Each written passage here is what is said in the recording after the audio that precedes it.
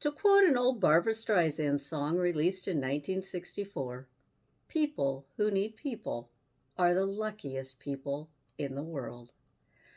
My husband and I recently completed a 17-day trip across the United States and back. We learned quite a bit about this huge, beautiful country, but the most important lesson of all was that, on a personal level, people are simply that people. Red and yellow, black and white, and brown and mixed race, and LGBT, they are precious in His sight. Absolutely.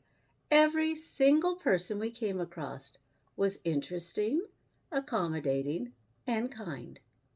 They had thought provoking things to say and were curious about where we were from.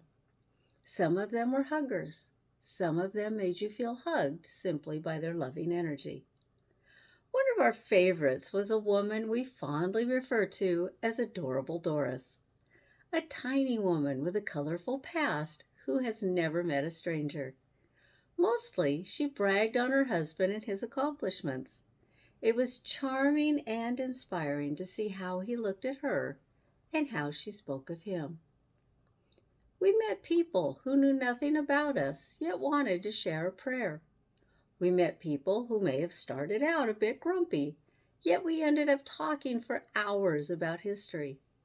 We met up with dear friends who expounded with enthusiasm on their favorite subjects. We were introduced to people who are changing the world in ways you will never hear about. The point of this is to remind ourselves that we are not what the news paints us to be. We are not red states and blue states. We are not one side versus another.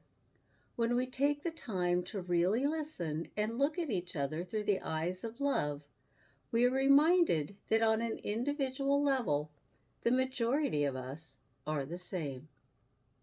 We are people who need people, which makes us the luckiest people in the world. My name is the Reverend Kathy Crosby, and there you have it, short and sweet.